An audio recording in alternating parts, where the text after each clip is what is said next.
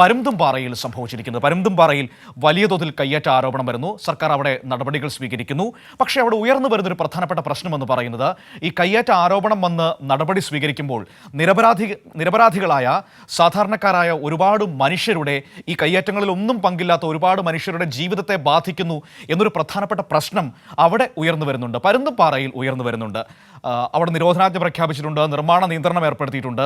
ഇതൊക്കെ അവിടുത്തെ സാധാരണക്കാരായ മനുഷ്യരുടെ ജീവിതത്തെ ബാധിക്കുന്നുണ്ട്. ആ പ്രശ്നത്തിൽ CPIM-ന്റെ വലിയ ഇടപെടൽ വരുന്നു. ജില്ലാ സെക്രട്ടറി ഇന്ന് ആ പ്രദേശം സന്ദർശിക്കുന്നു. അതുമാത്രമല്ല, പീരുമേട്ടിൽ ഇന്ന് CPIM-ന്റെ നയവിശദീകരണ യോഗമടക്കം ഈ വിഷയത്തിലുണ്ട് എന്നാണ് നമുക്ക് മനസ്സിലാക്കാൻ കഴിയുന്നത്. അപ്പോൾ പരുന്തുംപാറ വിഷയം എങ്ങനെയാണ് കൈകാര്യം ചെയ്യുന്നത് എന്നറിയേണ്ടതുണ്ട്. ജോസിൽ തന്നെയാണ് നമ്മളോടൊപ്പം ചേരുന്നത്. ജോസിൽ പീരുമേട്ടിൽ നിന്നാണ് നമ്മളോട് സംസാരിച്ചുകൊണ്ടിരിക്കുന്നത്. നോക്കാം ആ പ്രശ്നത്തെ എങ്ങനെയാണ് കൈകാര്യം ചെയ്യുന്നത്, അവിടുത്തെ ഒരു സാഹചര്യം എന്താണെന്ന്. ജോസിൽ, നമ്മൾ ചക്രമുടിയിൽ നിന്ന് നേരെ പരുന്തുംപാറയിലേക്ക് വരുമ്പോൾ അവിടെ സാഹചര്യം വ്യത്യസ്തമാണ്. അവിടെ കയ്യേറ്റ ആരോപണത്തിൻ്റെ പ്രശ്നം ഒരു വശത്ത് നിൽക്കുന്നു. അതങ്ങനെ നിൽക്കുമ്പോൾ തന്നെ മറുഭാഗത്ത് സാധാരണക്കാരായ മനുഷ്യരുടെ ജീവിതത്തെ ഈ ആരോപണങ്ങൾ വല്ലാതെ ബാധിക്കുന്നുണ്ട്. അതെങ്ങനെയാണ് ആ നാടിനെ, അല്ലെങ്കിൽ ആ നാട് ആ വിഷയത്തെ എങ്ങനെയാണ് കൈകാര്യം ചെയ്യുന്നത്? അവരുടെ പൊതുവായ വികാരം എന്താണ് ഈ വിഷയത്തിൽ?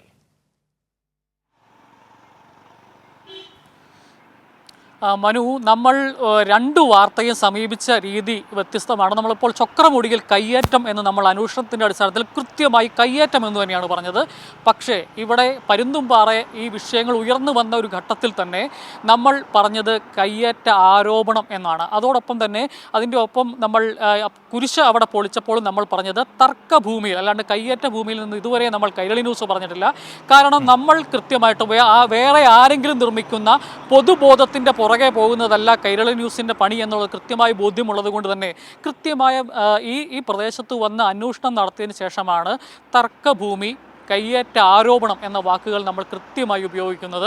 ഇപ്പോൾ ആ പ്രദേശത്ത് ഈ പറയുന്ന സജിത് ജോസഫ് എന്ന് പറയുന്ന ചങ്ങനാശ്ശേരി സ്വദേശിയുടെ ഈ കയ്യേറ്റ നടന്നു എന്ന് പറയുന്ന പ്രദേശത്തെ അതിൻ്റെ ആരോപണങ്ങൾ, അത്തരത്തിൽ കയ്യേറ്റം നടന്നിട്ടുണ്ട് എങ്കിൽ കണ്ടുപിടിക്കേണ്ടത് അദ്ദേഹത്തിൻ്റെ പട്ടയവും 1964 കിട്ടി എന്ന് പറയുന്ന അദ്ദേഹം 5ാമത്തെ മറിവിലാണ് ഇപ്പോൾ ആ ഭൂമി മേടിച്ചിരിക്കുന്നത്. ഏതായാലും 1964 ലബ്ബക്കാക്ക എന്ന് പറയുന്ന ആൾക്ക് ഈ പട്ടയം കിട്ടുന്നു. അതിനുശേഷം ഉള്ള കാര്യങ്ങൾ അതൊക്കെ അവിടെ 2.5 ഏക്കറോളം സ്ഥലം ആണ് ഉള്ളതെന്നും ഒക്കെയുള്ളൊരു പ്രദേശവാസിയോട് സംസാരിക്കുമ്പോൾ അത്തരത്തിൽ അവിടെ പട്ടയം ഉണ്ടായിരുന്ന സ്ഥലമാണോ എന്ന് പറയുന്നു.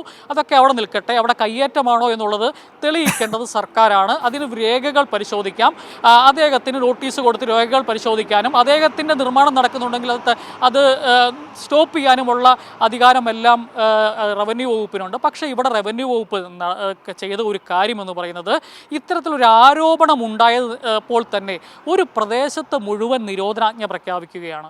അതുപോലെ തന്നെ നിർമ്മാണ നിരോധനം പ്രഖ്യാപിക്കുകയാണ്. അതുവഴി കഷ്ടപ്പെടുന്നത് നൂറുകണക്കിന് ആളുകളാണ്. ഈ പ്രദേശത്ത് ഭൂമിയുള്ള ഞാനിപ്പോൾ നിൽക്കുന്ന പീരുമേട് താലൂക്കിൽ ഭൂമിയുള്ള നൂറുകണക്കിന് ആളുകൾ. ഇപ്പോൾ ഇങ്ങനെ ഒരു ആരോപണം ഉണ്ടായപ്പോൾ തന്നെ ഇത്തരത്തിൽ ജില്ലാ കളക്ടർ നിരോധനാജ്ഞ പ്രഖ്യാപിച്ചിരിക്കുന്നത് പീരുമേട് താലൂക്കിൽ പീരുമേട് വില്ലേജിലെ സർവേ നമ്പർ 534, മഞ്ചുമല വില്ലേജിലെ സർവേ നമ്പർ 441, വാഗമൺ വില്ലേജിലെ സർവേ നമ്പർ 724, 813, 896 എന്നിവിടങ്ങളിലെല്ലാം ഇത്തരത്തിൽ നിരോധനാജ്ഞ പ്രഖ്യാപിക്കുന്നു. അപ്പോൾ ജനങ്ങൾക്ക് സ്വാഭാവികമായിട്ട് ഒരു ഭീതി ഉണ്ടാകുന്നു. നൂറുകണക്കിന് ആളുകൾ അവർ വർഷങ്ങളായി കൈവശം വെച്ചിരിക്കുന്ന ഭൂമിയിലേക്ക് അതിൻ്റെ രേഖകളുമായി എത്താൻ പറഞ്ഞ് നോട്ടീസ് കൊടുക്കുന്നു. അതുമാത്രമല്ല, ഇപ്പോൾ ഒരു 12 സെൻറ്റ് ഭൂമിയിൽ ഫെഡറൽ ബാങ്കിൽ നിന്ന് ലോൺ എടുത്ത് പണിയുന്ന ഒരു വീട്, ആ വീടിന് നിർമ്മാണം നിർത്തിവെക്കാൻ പറഞ്ഞ് നോട്ടീസ് കൊടുത്തിരിക്കുന്നു. നിർമ്മാണം നിർത്തിവെപ്പിച്ചിരിക്കുന്നു.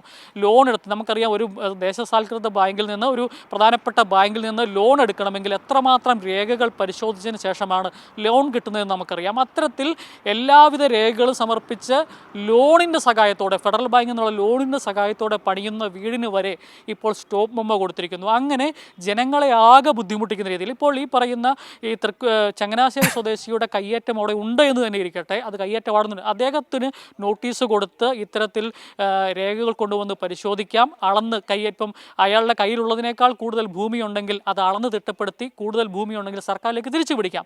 പക്ഷേ ഇവിടെ ചെയ്തിരിക്കുന്നത് ഒരു പ്രദേശത്തുള്ള ആളുകളെ മുഴുവൻ ഇത്തരത്തിൽ നോട്ടീസ് കൊടുത്ത് ആശങ്കയിലാക്കുന്ന ഒരു നടപടിയാണ് ജില്ലാ ഭരണകൂടത്തിൻ്റെ ഭാഗത്ത് നിന്ന് ഉണ്ടായിരിക്കുന്നത്. അതിലാണ് ഇവിടെ ഈ പ്രദേശത്തെ CPIM അടക്കം രംഗത്ത് വന്നിരിക്കുന്നത്. ഇന്ന് ഈ പ്രദേശം CPIM-ൻ്റെ ജില്ലാ സെക്രട്ടറി CV വർഗീസ് സന്ദർശിക്കും. അതിനുശേഷം CPIM-ൻ്റെ നയവിശദീകരണ യോഗം ഇന്ന് പീരുമേട്ടിൽ സംഘടിപ്പിച്ചിട്ടുണ്ട്. മനു. ശരി, ഏതായാലും ഇതാണ് അതിൻ്റെ ഒരു യഥാർത്ഥ വസ്തുത എന്ന് പറയുന്നത്. ചക്രമുടിയിൽ കയ്യേറ്റം നടന്നത് സ്ഥിരീകരിക്കുകയും ആ കയ്യേറ്റ ഭൂമി തിരിച്ചു പിടിക്കാനും കഴിഞ്ഞിട്ടുണ്ട്. പക്ഷേ നമ്മൾ നേരെ പീരുമേട്ടിലേക്ക്, പരുന്തുംപാറയിലേക്ക് വരുമ്പോൾ അവിടെ കയ്യേറ്റ ആരോപണത്തിനപ്പുറത്തേക്ക് ഈ സാധാരണക്കാരായ മനുഷ്യരുടെ ജീവിതത്തെ വല്ലാത്ത തോതിൽ ബാധിക്കുന്ന തരത്തിൽ പ്രശ്നങ്ങൾ പോവുകയാണ്. അതിനെതിരെ വലിയ പ്രതിഷേധം ആ മേഖലയിലുണ്ട്. അവിടെയാണ് CPIM ആ നാട്ടിലെ സാധാരണക്കാരായ മനുഷ്യരുടെ പക്ഷത്ത് നിലയുറപ്പിച്ചിരിക്കുന്നത്. കയ്യേറ്റമുണ്ടെങ്കിൽ കണ്ടുപിടിക്കണം, അതിനൊരു സംശയം വേണ്ട, നടപടി സ്വീകരിക്കുകയും വേണം. പക്ഷേ അതിൻ്റെ പേരിൽ ഇപ്പോൾ ജോസിൽ പറഞ്ഞതുപോലെ ഒരു സാധാരണക്കാരനായ മനുഷ്യൻ അയാൾ ബാങ്കിൽ നിന്ന് ലോൺ എടുത്തൊരു വീട് പണിയുന്നതൊക്കെ നിർത്തിവെക്കേണ്ടി വരുന്ന സാഹചര്യം ഉണ്ടാവുക എന്ന് പറഞ്ഞാൽ അത് നമുക്ക് അംഗീകരിക്കാൻ കഴിയില്ല. ആ നിലപാടാണ് അവിടെ പാർട്ടി സ്വീകരിച്ചിരിക്കുന്നത്. അതിൻ്റെ പേരിലുള്ള നയവിശദീകരണ യോഗമടക്കമുള്ള കാര്യങ്ങളാണ് ഇന്ന് നടക്കാൻ വേണ്ടി പോകുന്നത്. വിവരങ്ങളാണ് ജോസിൽ നൽകിയത്.